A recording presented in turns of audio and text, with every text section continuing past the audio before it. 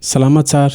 Hianatra teknika slap tsika amin'ity vidéo ity somary amin'ny endriny vaovao indray izy androany ataontsika mitendry double note ity akibe ity dia mitendry note anankiroa indray ny index sy ny majeur.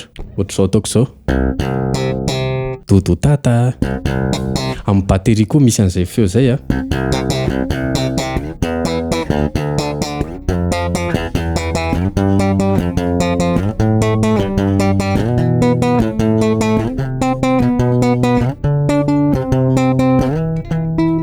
ataoko aingana.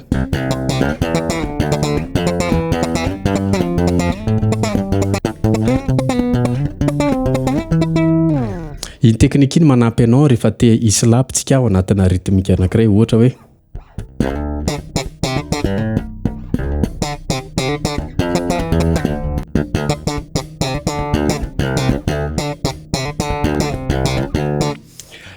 zay indray ny vidéo tsika androany raha mbola tsy abonné anao ka hita an'itoy dia rapitso amin'ny valo ny fotoanantsika ho anao linany courant lina dia mandefasa message amin'ny WhatsApp io dia ameko anao ny information momba an'izay. Saotra tompoko.